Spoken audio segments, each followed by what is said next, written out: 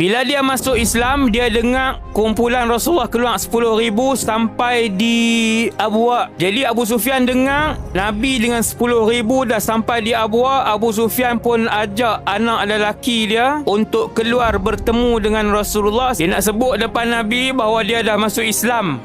Abu Sufyan pun dia pun berselimut, dia menyamar. Maka nak elakkan dia dibunuh sebelum orang tahu, Nabi tahu dia masuk Islam, dia pun menyamar. Akhirnya dia masuk dalam gerombolan yang besar itu dan dia mencari Rasulullah sallallahu alaihi wasallam, dan kemudian dia jumpa Nabi Muhammad. Dia pun depan muka Nabi SAW, dia pun buka muka dia. Nabi tengok muka dia, Nabi kenal. Dia kata, "Wahai pesuruh Allah, aku dah masuk Islam." Nabi tengok muka dia. Kemudian Nabi tengok ke arah lain sallallahu alaihi wasallam. Nabi ni payah nak paling muka daripada orang. Tapi bila kejahatan yang dia buat, permusuhan yang dia buat, dia lead pembunuhan yang banyak kat atas umat Islam ni, Nabi tak boleh tengok muka dia. Nabi kalih arah lain. Abu Sufyan mai depan Nabi, Nabi kalih arah lain. Kemudian Abu Sufyan duduk depan Nabi.